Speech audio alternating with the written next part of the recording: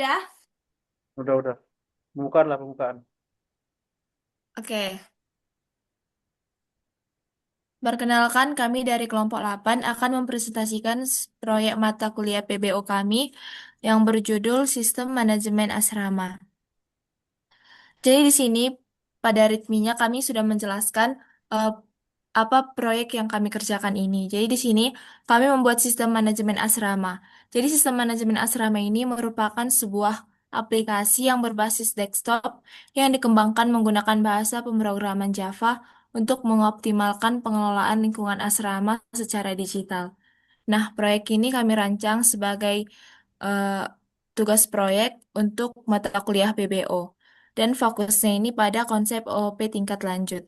Jadi tujuan utama dari pengembangan sistem manajemen asrama ini, di sini kami menyediakan platform yang terstruktur untuk mengelola penambahan data mahasiswa di asrama untuk menginventarisasi fasilitas yang tersedia di asrama dan mengatur jadwal agenda kegiatan yang terjadi di asrama secara rutin.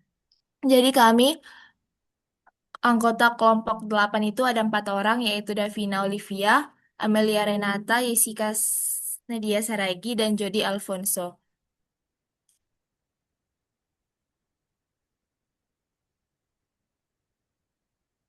Jadi di sini untuk fitur dan implementasinya sesuai dengan yang disuruh Kak Chandro, kami menerapkan 4, yaitu Java Database Connectivity, Java Collection Framework, Inheritance dan Polymorphism, dan ORM.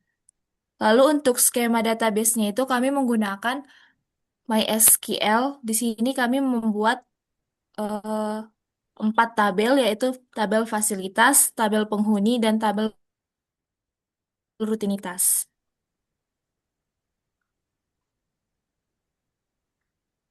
Nah, Oh, untuk code-nya itu kami akan langsung jelaskan code-nya dimulai dari database. Baik, di sini saya akan menjelaskan tentang database connection, di mana pada code ini yang pertama pada baris ini itu package DB itu ya untuk menandakan bahwa file ini berada pada folder package-nya dan digunakan untuk mengatur struktur proyeknya. Lalu ada import Java SQL connection, import Java SQL driver manager, import data SQL exception ini itu digunakan eh, untuk bagian ini untuk mempresentasikan koneksinya nanti ke database, lalu untuk mengelola daftar drivernya, lalu untuk menangani error atau pengecualian jika terjadi masalah pada koneksinya nanti di database. Lalu di sini ada public class database connection. Ini untuk mendeklarasi nama kelasnya. Di sini ada private static final dan private static final string URL, user, dan path. Ini untuk informasi alamat dan kunci untuk masuk ke database-nya nanti. Lalu di sini ada private static connection con. Ini digunakan untuk supaya kita menyiapkan kon yang akan menyimpan status koneksi kita. Dibuat untuk koneksi ini bisa dipakai bersama-sama pada bagian program pada bagian code program yang lain nanti tanpa harus membuat objek yang baru. Untuk public static connection get connection-nya eh, pada bagian code ini digunakan berfungsi untuk memberikan koneksi yang aktif. Di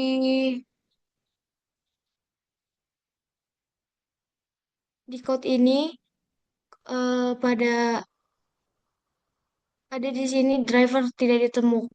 Code system.r.println driver tidak ditemukan. Ini artinya untuk memastikan kalau misalnya nanti koneksinya itu masuk dan kalau ini tidak ditemukan maka ada yang gagal. Terus pada code public static void close connection yang bagian try, ini untuk mencari driver di dalam proyeknya agar Java tahu cara berkomunikasi dengan MySQL-nya nanti untuk ba- untuk si database-nya.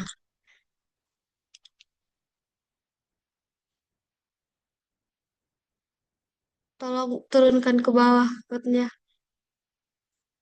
Lalu pada catch SQL exception ini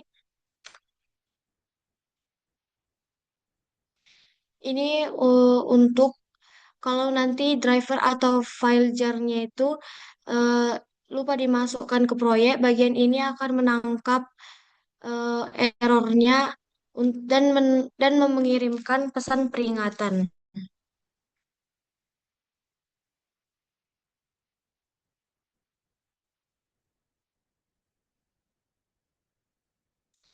Lalu untuk yang code fasilitas mappernya, di sini pada code package mapper ini artinya file itu berada dalam package mapper. Ini sebuah pola desain umum di mana mapper itu diletakkan di satu tempat khusus. Jadi eh, jadi code ini dibuat pada package mappernya. Lalu ada import Java SQL, import Java util release, import Java utilis dan seterusnya. Eh, untuk yang Java SQL ini digunakan untuk mengambil semua alat database-nya seperti prepare statement atau result set. Lalu untuk yang release ini wadah untuk menampung banyak data seperti daftar atau list ke atas. Lalu untuk yang database connection ini untuk memanggil kelas koneksi yang sudah dibuat sebelumnya. Lalu yang terakhir untuk model fasilitas ini untuk memanggil si kelasnya itu dan si kelas data fasilitasnya. Lalu ada public kelas fasilitas mapper ini eh, ini yang artinya kalau saat nanti membuat objek fasilitas mappernya, program akan langsung meminta koneksi ke database connection dan menyimpannya di variabel con yang pada database connection tadi. Jadi code ini bertugas untuk bekerja. Code ini bisa menjadi petugas yang sudah siap bekerja dan memiliki akses ke jalur database-nya nanti. Lalu pada public void insert fasilitas F through SQL exception ini eh, fungsi untuk menambahkan data. Jadi pada code ini ada tanda tanya di sini itu disebut placeholder. Digunakan sebagai tempat kosong yang akan diisi nantinya eh, agar lebih agar lebih terhindar dan aman dari serangan SQL injection-nya nanti. Lalu di sini ada try, prepared statement PS, dan kode seterusnya. Ini untuk menyiapkan perintah SQL, yang private statement itu untuk menyiapkan perintah SQL-nya. Terus di sini ada PS set string dalam kurung satu fget nama ini. eh dan seterusnya itu untuk mengisi tanda tanya yang ke satu, kedua, dan ketiga ya pada tanda tanya di value itu nanti untuk mengisi isian dari si tanda tanya yang pada code itu. Secure update code itu digunakan untuk menekan tombol enter untuk menjalankan perintah simpan ke database-nya. Lalu try itu untuk memastikan PS itu otomatis ditutup eh, setelah programnya. Lalu untuk yang public list itu, public list fasilitas find all eh, ini fungsi ini bertujuan untuk mengambil semua baris pada tabel fasilitas dan mengubahnya menjadi daftar list objek Java. Di sini mas ada code try statement st sama dengan concrete statement ini. Statement itu alatnya untuk menggunakan perintah SQL yang sederhana. Sedangkan pada ini ada result set rs sama dengan st.execute query SQL. Ini tabel virtual yang akan menampung hasil kiriman dari database-nya. Lalu di sini menggunakan while rs.next ini di sini maksudnya itu program akan mengecek baris demi baris dari atas ke bawah. Jadi program code-nya nanti akan diperiksa dari atas sampai bawah. Jadi selagi masih ada baris datanya, ia akan terus membuat loopingan. Lalu di sini ada fasilitas F sama dengan new fasilitas, di mana ini data dari kolom ID, nama dan lokasi dan kondisi di database itu diambil dan dibungkus menjadi objek Java bernama F. Di sini ada bagian list add ini berfungsi untuk agar objek itu bisa dimasukkan ke daftar list. Lalu untuk return list itu setelah nanti semua barisnya sudah dibaca, daftar yang sudah penuh dengan data-data yang dibuat itu akan dikirim ke pemanggil fungsi.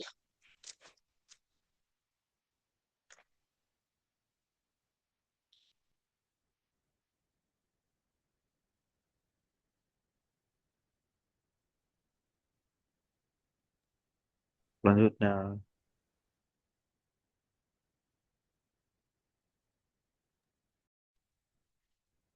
Selanjutnya penghuni mapper.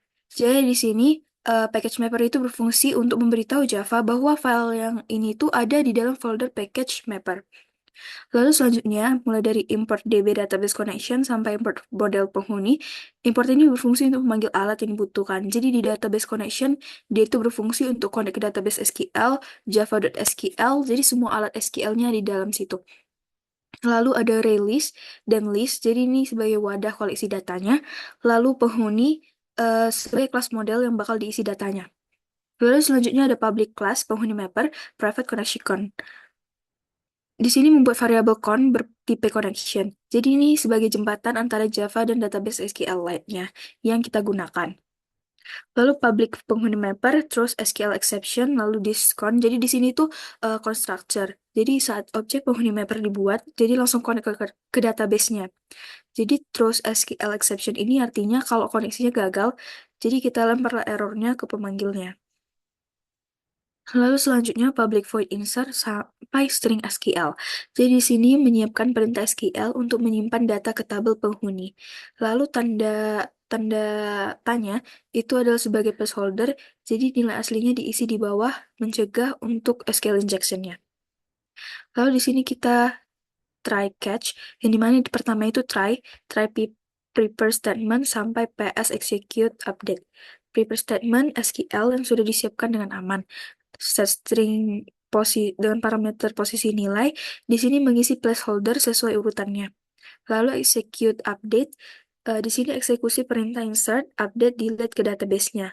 Lalu try atau auto close, jadi koneksi prepare statement otomatis ditutup kalau misalnya udah selesai. Lalu public list penghuni find all sampai list penghuni. Jadi di sini itu metode yang digunakan untuk mengambil semua data penghuni dari database-nya.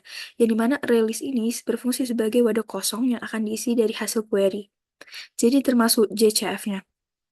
Lalu selanjutnya ada string SQL sampai try, ini mana result set rs. Jadi di sini statementnya itu untuk query select sederhana tanpa placeholder-nya tadi. Jadi result set rs ini sebagai tabel hasil query-nya seperti spreadsheet di memori, baris per barisnya. Lalu ada while rs.next. Jadi di sini selama masih ada baris data di hasil query, jadi dia bakal terus ngebaca si sistemnya. Jadi RS next ini pindah ke baris berikutnya. Lalu selanjutnya ada penghuni P sama dengan new penghuni sampai list penghuni .add P. Jadi di sini setiap baris di database diubah jadi objek penghuni. Jadi inilah fungsi si data mappernya. Terus RS get string nama. Jadi di sini kita ambil nilai kolom nama dari baris saat ini. Lalu ada yang list penghuni .add P ini gunanya untuk memasukkan objek ke dalam listnya. Lalu selanjutnya ke routine mapper.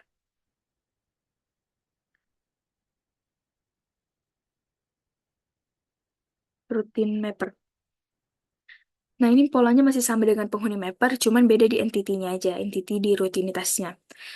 Untuk yang import masih sama, jadi kita lanjut ke public void insert rutinitas R-nya. Yang public void insert rutinitas R terus SQL exception sampai ps.execute update. Jadi di sini gunanya untuk menyimpan data rutinitas ke tabel rutinitas di database. Jadi sama aja konsepnya kayak 3 kolom sama 3 placeholder-nya. Terus bedanya dengan penghuni mapper ada terletak di yang while rs next-nya itu tadi. Jadi objek di sini objek rutinitasnya langsung dibuat ke dalam add tanpa variabel sementara. Jadi lebih ringkas. Terus hasilnya pun ya sama aja. Lalu selanjutnya ada di udah. Lalu selanjutnya kita bahas di entity.java. Entity.java. Kita akan membahas modelnya itu entity.java. Jadi di sini public abstract class entity protected in ID. Nah, di sini abstract class sama dengan kelas induk yang tidak bisa dibuat objeknya langsung. Jadi protected in ID ini semua entitinya punya ID dan bisa diakses oleh kelas turunannya atau yang inheritance-nya. Terus ada dua kelas constructor, yang pertama public entity dan public entity. Di sini itu maksudnya satu menerima ID, terus satunya kosong. Jadi untuk kasus ID-nya itu belum diketahui. Misalnya kayak sebelum kita simpan ke database dia masih kosong gitu. Terus habis itu di sana getter dan setternya untuk mengambil atau mengubah nilai ID, yaitu yang public in get ID sama public void set ID. Lalu selanjutnya ada abstract method, yang dimana ini merupakan public abstract string get info, yang dimana ini metode yang wajib diimplementasikan oleh setiap kelas yang extends entity. Jadi setiap entity-nya yang penghuni, rutinitas, dan lain-lain harus punya cara sendiri untuk menampilkan infonya.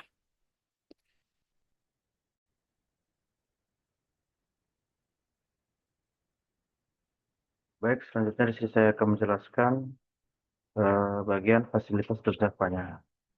Mana ini ada package model di mana ini package untuk bagian dari Java, fasilitas Java-nya.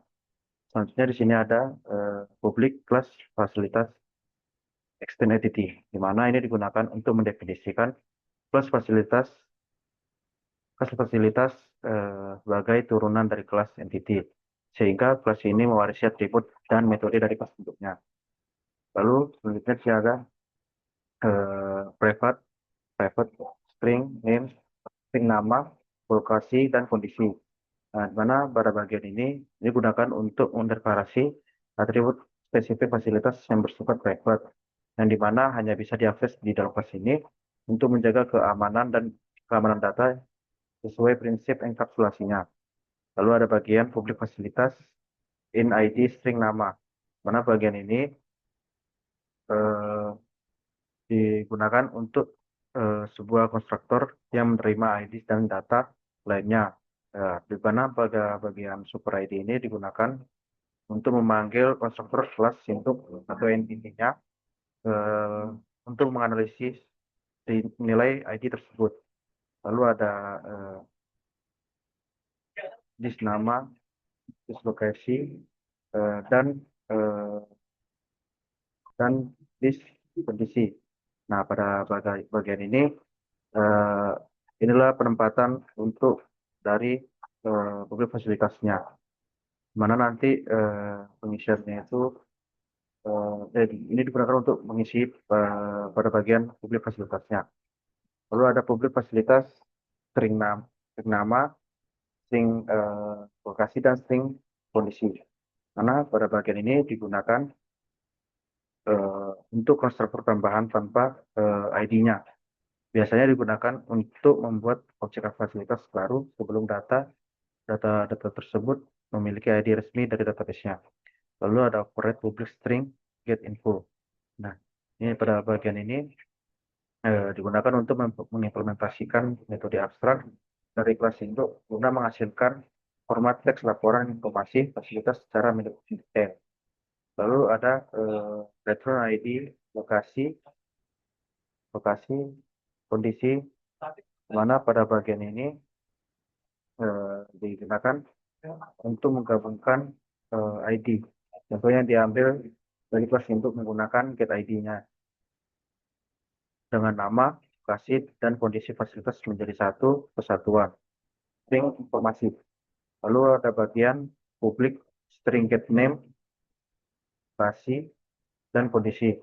Nah, pada bagian ini berfungsi untuk mengambil atau membaca nilai dari atribut nama fasilitas dari luar kelasnya. Lalu selanjutnya penghuni.java.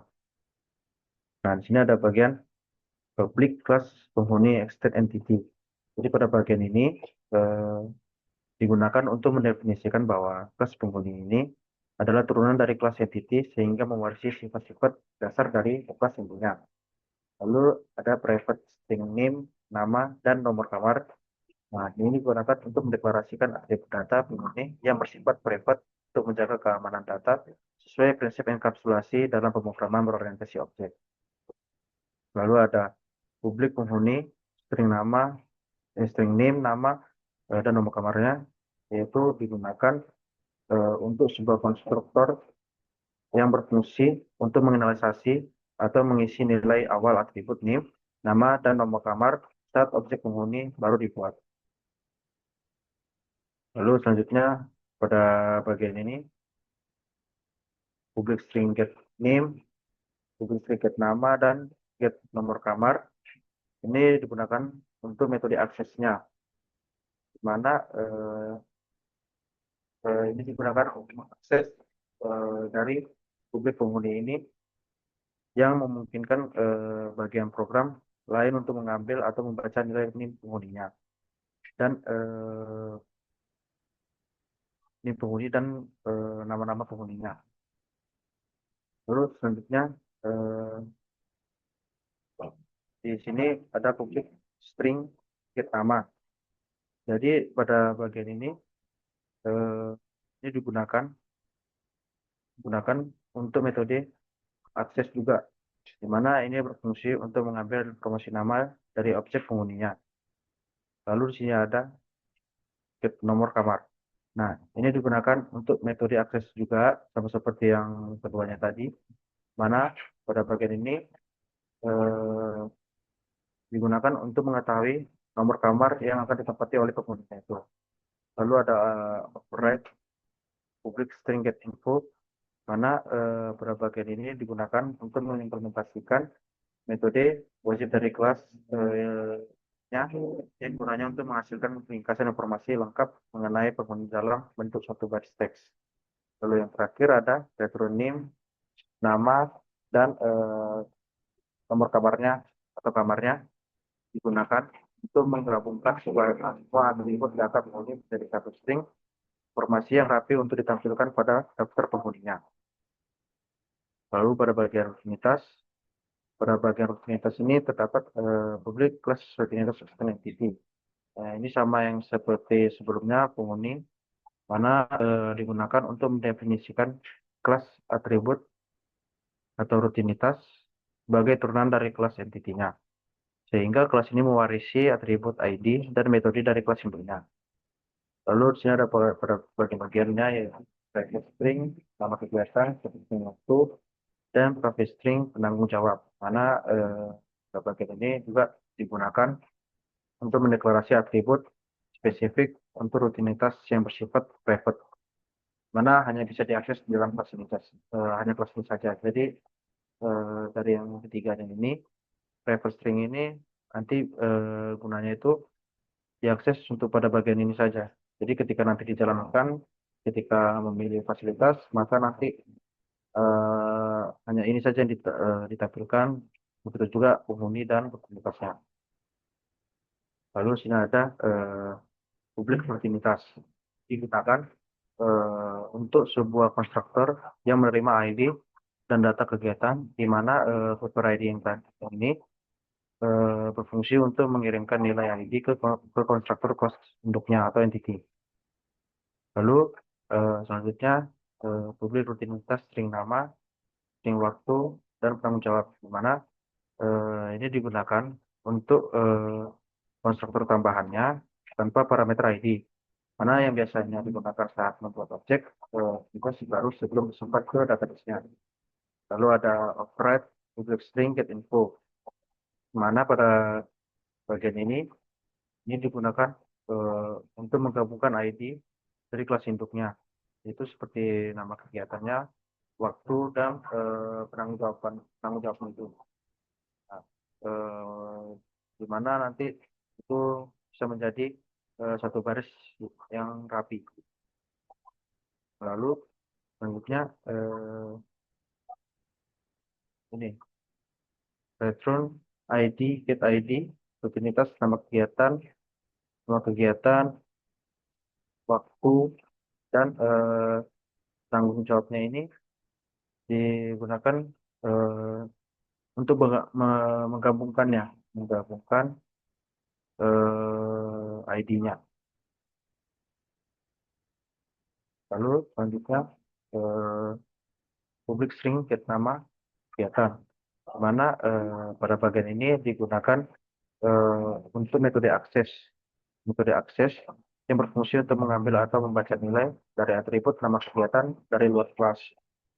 Lalu ada public string get waktu, mana ini digunakan untuk metode akses yang digunakan untuk mengambil informasi waktu pelaksanaan prosesnya. Lalu terakhir ada public string penegat penanggung jawab, di mana digunakan untuk metode akses juga sebagai mengambil informasi mengenai siapa yang bertanggung jawab atas kegiatan tersebut. Jawabnya main Java.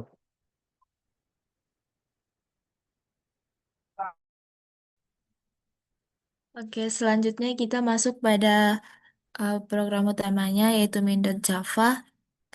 Jadi di sini yang pertama kita gunakan import. Jadi di sini kita gunakan import agar nanti kita bisa mengambil kelas dari package lain agar bisa dipakai pada program kali ini, program kita ini.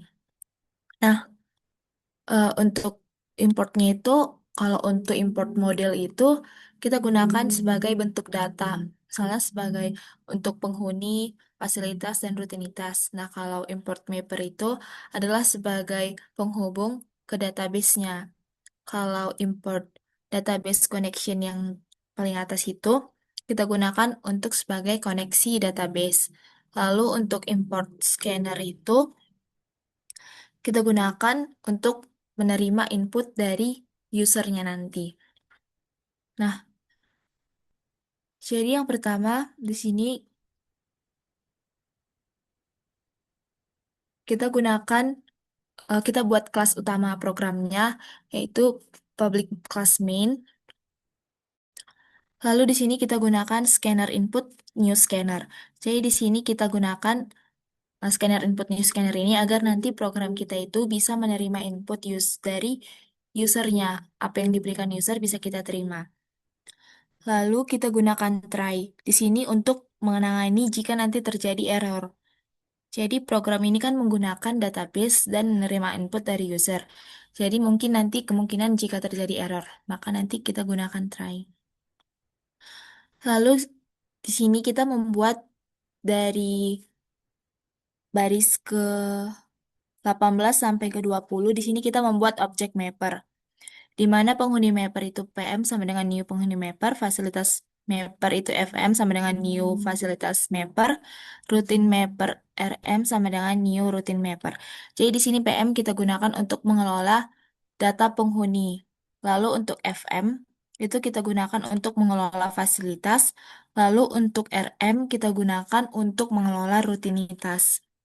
Nah, lalu kita gunakan while true. Di sini kita gunakan agar programnya ini terus berjalan. Kita akan melaku eh kita akan melakukan menunya yang nanti ini akan terus muncul sampai nanti usernya itu bisa memilih untuk keluar. Jadi kita lakukan loopingan secara terus-menerus. Lalu untuk dari baris ke 24 sampai ke bawah, Jod. Naik, naik. Stop. Dari baris ke 24 sampai ke baris 43, di sini program akan menampilkan menu utamanya. Jadi di sini ada sistem asrama IT Del. Untuk menu pertama itu ada tambah data penghuni. Untuk penghuni itu ada tambah data penghuni, lihat semua penghuni, urutkan penghuni, dan cari penghuni. Lalu untuk menu fasilitas itu ada tambah data fasilitas dan lihat semua fasilitas. Lalu untuk rutinitas itu ada tambah jadwal kurve, tambah jadwal ibadah, dan lihat semua riwayat. Lalu yang terakhir itu untuk sistem akan bisa keluar dari program ini. Lalu yang terakhir akan diminta untuk memilih menu mana yang akan dijalankan. Jadi eh, untuk selanjutnya itu kan ada if. If input has next integer. Baris ke 45. Di sini program akan mengecek apakah input user ini berupa angka atau bukan. Karena kan kita sudah ngelis menu-menunya itu kita buat dalam angka.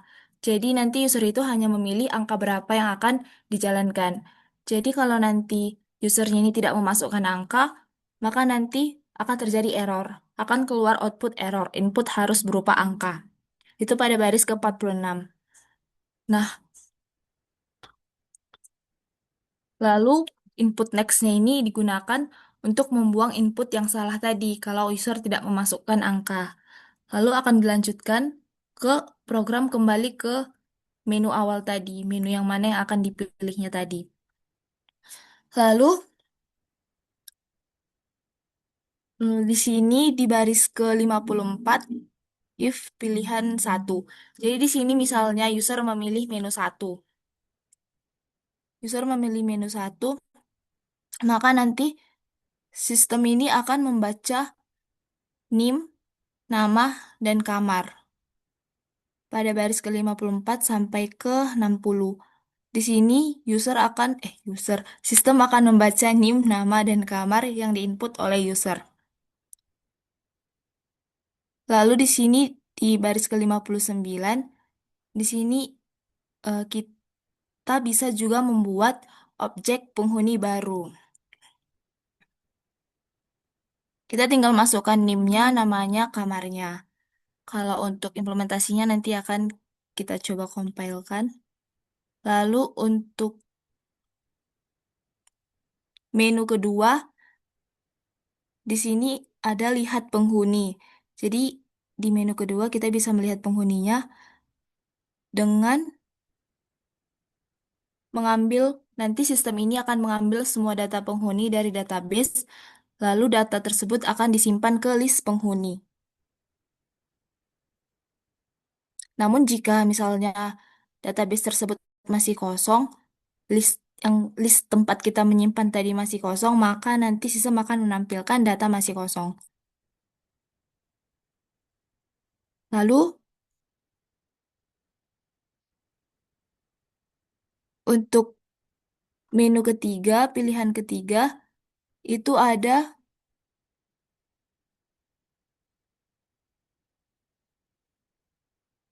ke bawah, Jod.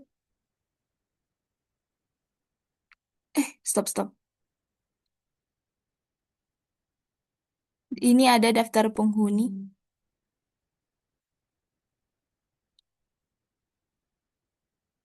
Oh, ini. Untuk pilihan ketiga sini ada collection, sort, list comparator. Jadi di sini kita gunakan collection sort itu agar nanti kita bisa mengurutkan datanya. Lalu comparator comparing ini kita bisa menentukan dasar sortingnya. Lalu get nama, kita bisa sorting berdasarkan namanya.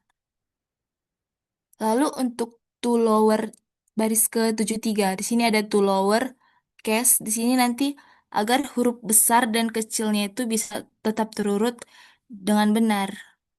Jadi nggak acak-acakan. Lalu untuk menu keempat itu ada searching pada baris ke-77 sampai 83. Di sini nanti sistem akan meminta masukkan NIM yang dicari. Nah, kita tinggal masukkan NIM yang kita cari, lalu nanti eh, program ini akan menggunakan Stream API untuk mencari, lalu mengubah list tadi menjadi stream data. Lalu di sini filter, filter baris ke-82.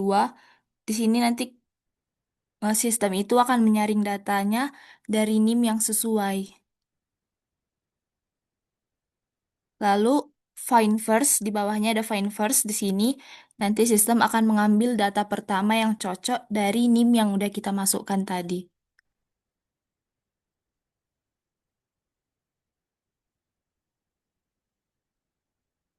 Lalu untuk menu kelima itu ada tambah fasilitas itu baris ke-91 sampai 97. Di sini sistem akan meminta kita untuk input data fasilitas seperti nama fasilitas, lokasi, dan kondisinya bagaimana. Misalnya nama fasilitasnya itu kita masukkan fasilitas lemari, lokasinya di lantai 2, terus kondisinya itu baik atau misalnya ada kekurangan, cacat bagaimana gitu. Nah, lalu nanti ketika kita sudah memasukkan data yang diminta, maka nanti sistem akan mengeluarkan output bahwa berhasil data fasilitas disimpan ke dalam database. Lalu untuk menu keenam itu ada lihat fasilitas ke bawah, Jod. Ini ada pada baris ke 99 sampai 106. Di sini kita bisa lihat fasilitas. Nanti baris ke 100 itu nanti akan sistem ini akan mengambil seluruh fasilitas dari database tadi.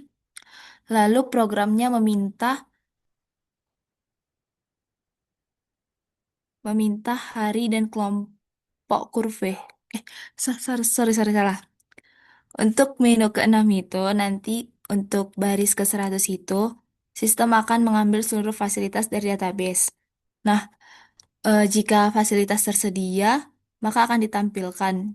Namun jika kita sistem cek fasilitasnya itu kosong, maka akan mengeluarkan output data fasilitas tersebut kosong. Lalu untuk menu ketujuh itu, ada pada baris ke 108 sampai ke 100 ke bawah Jod.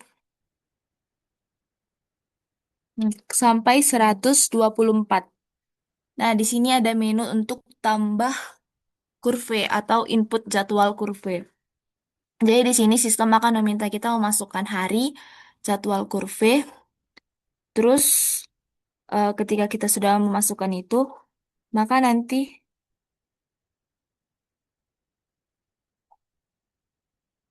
program akan membuat nama kegiatan otomatisnya. Jadi pada baris ke 114 string kegiatan jadwal kurve tambah kelompok. Nanti program akan otomatis membuat nama kegiatannya, lalu membuat objek rutinitasnya pada new rutinitas kegiatan hari bukti itu pada baris ke 116. Lalu untuk datanya itu nanti akan disimpan ke database dengan menggunakan rm insert new rutinitas kegiatan hari bukti. Lalu untuk menu ke-8 itu ada pada baris ke 126 sampai ke bawah. 142. Di sini ada menu tambah ibadah kurve. Jadi di sini program akan meminta kita untuk menginput jadwal ibadah, jenis ibadahnya apa, dan hari waktunya itu kapan. Kalau misalnya eh, kita sudah melakukannya, maka nanti program akan mengeluarkan output kita sudah melaksanakan ibadah. Lalu nanti program akan mengeluarkan ibadah dan jenisnya. Lalu sama seperti tadi akan disimpan ke database menggunakan rm insert new rutinitas kegiatan waktu bukti.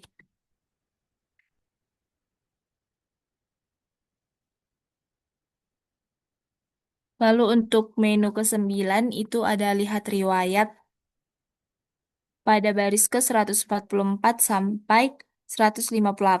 Daftar riwayat rutinitas asrama.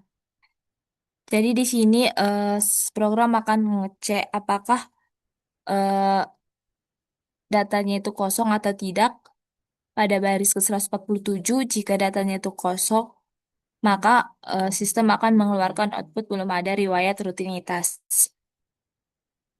Lalu di sini pada baris ke 150, kita gunakan loopingan untuk seluruh data rutinitas yang ada.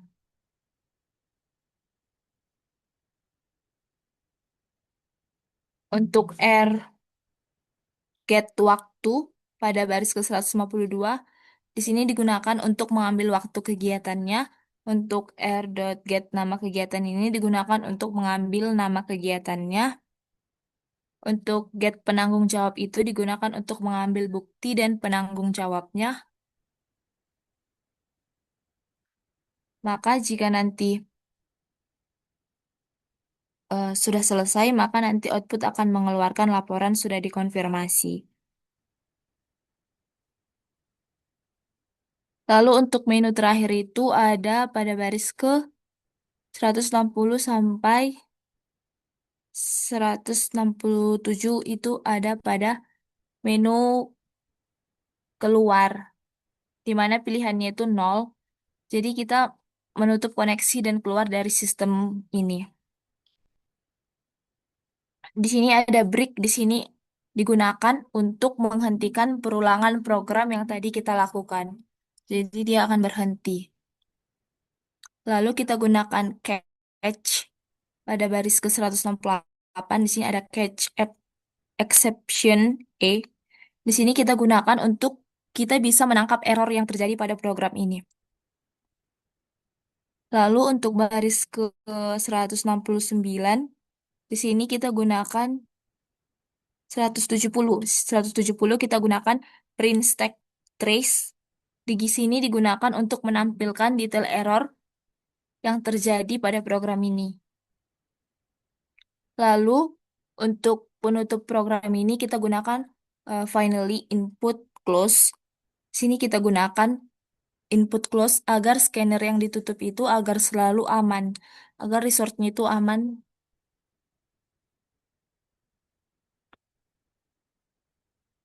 Oke. Baik, selanjutnya di sini saya akan mencoba untuk menjalankan program yang telah kami buat ini.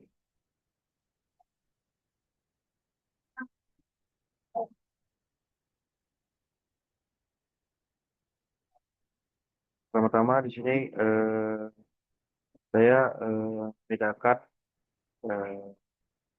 atau yang memindahkannya ke SRC terlebih dahulu dengan menggunakan DD SRC.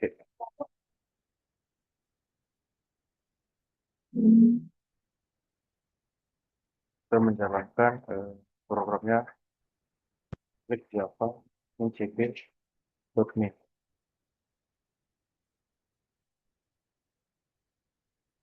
Nah, apa sebelumnya kenapa ini bisa terjadi karena sini saya belum menjalankan SQL-nya. Nah, pertama saya akan menjalankannya dengan mengklik start pada Apache dan MySQL. Nah, jika tulisannya sudah hijau, maka artinya program dari sampainya sudah berjalan. Terus selanjutnya sini coba untuk mengkoneknya ke localhost. Nah, di sini kami menggunakan aksesnya menggunakan webnya itu PHP MyAdmin. Yang sini dapat lihat sebelumnya para isi dari penghuni, fasilitas dan rutinitasnya itu masih kosong. Mana nanti dengan menjalankan program ini maka fasilitas penghuni dan rutinitasnya sudah terisi. Nah, sini saya akan mencoba untuk eh, mengulanginya terlebih dahulu.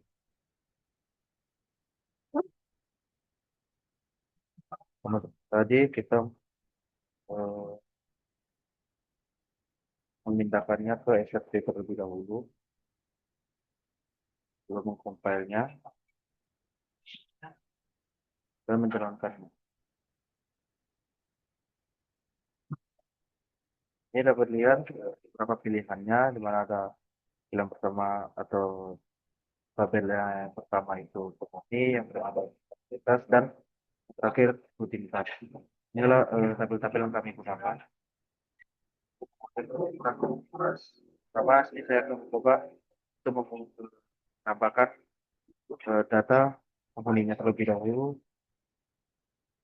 Karena nanti akan di scale-nya akan bertambah. Nah, di sini saya akan mencoba untuk memasukkan linknya terlebih dahulu. Terus selanjutnya namanya dan nomor kamarnya. Maka dapat kita lihat pesannya itu data penghuni disimpan ke database.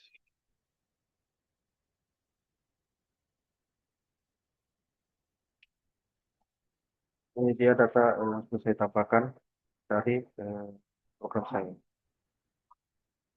Pun dengan ini 12.4.9, namanya itu dari Syahan dan nomor kamarnya 19. Kemudian sini saya akan coba untuk menambahkan fasilitas. Mana saya gunakan nomor 5 untuk menambahkan data fasilitas. Nah, di sini saya akan mencoba untuk menambahkan data fasilitasnya itu seperti dispenser terlebih dahulu. Lokasinya kita buat di lantai 1 dan kondisinya kita buat bagus. Maka data fasilitasnya sudah berhasil tersimpan di scale dispenser, namanya, lokasinya pada di lantai 1 dan kondisinya itu bagus. Lalu selanjutnya di sini saya akan mencoba untuk menambahkan rutinitasnya. Terlebih dahulu saya akan menambahkan jadwal kerja atau kebersihannya terlebih dahulu. Karena sini saya akan mencoba untuk menambahkannya, memasukkan harinya itu pada hari Senin. Lalu jadwalnya itu saya buat jadwalnya itu berkelompok, mulai dari kelompok A sampai kelompok yang terakhir yaitu kelompok E. Jadi kita buat kelompok A terlebih dahulu karena mulai dari hari Senin. Maka datanya sudah berhasil tersimpan, yaitu sudah melaksanakan OP. Nah, ini dia. Mana nama kegiatannya itu jadwal OP kelompok A, waktunya itu di hari Senin, di mana tanggung jawab ini artinya dia sudah melaksanakan OP-nya. Mana untuk kelompok A ini sudah melaksanakan OP-nya di hari Senin. Itu juga jika saya untuk itu juga sebaliknya jika saya menambahkan harinya di hari Selasa, semua juga.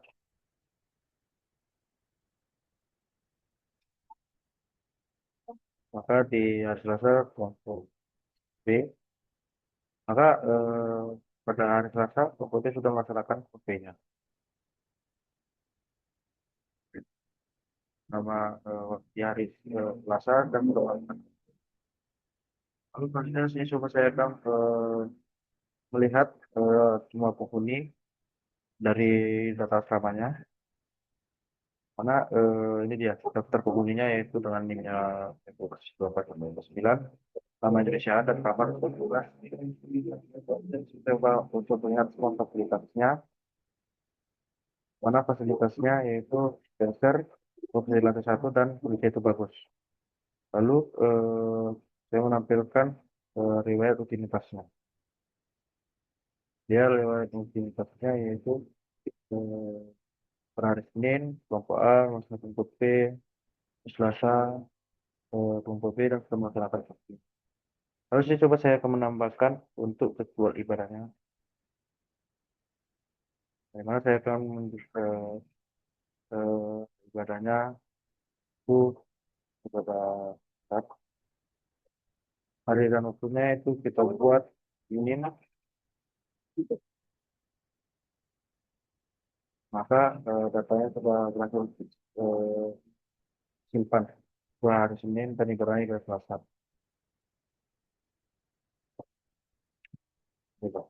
Kita berhasil nama kegiatannya itu baru Selasa, waktunya itu hari Senin dan sudah melaksanakan ibadah.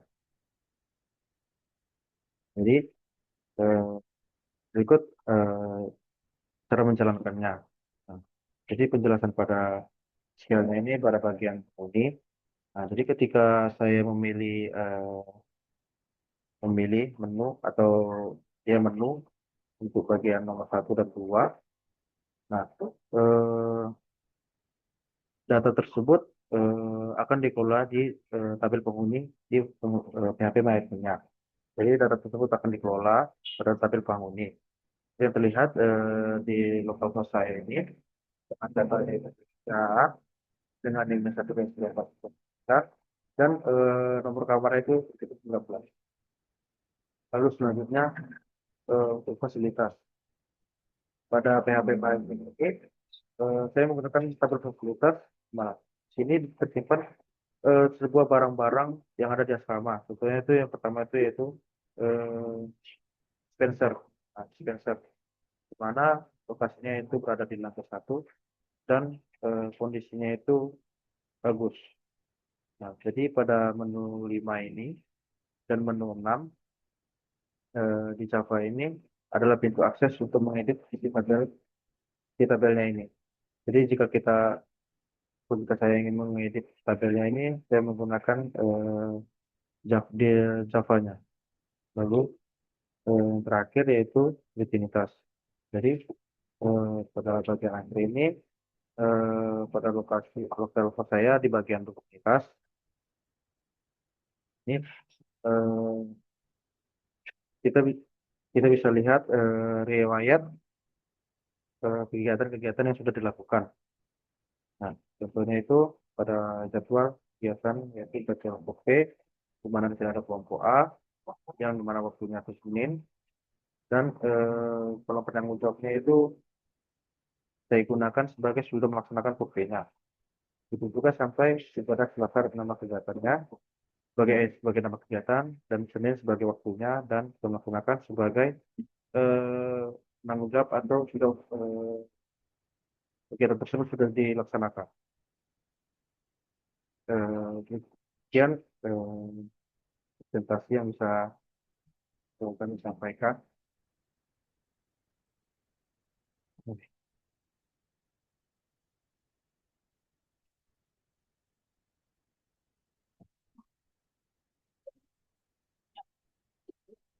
Untuk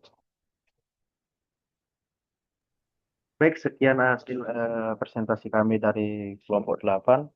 Namun jika ada salah kata atau kekurangan dalam penjelasan dari materi kami, mohon dimaafkan, Pak. Terima kasih, Pak. Makasih, Pak. Makasih, Pak.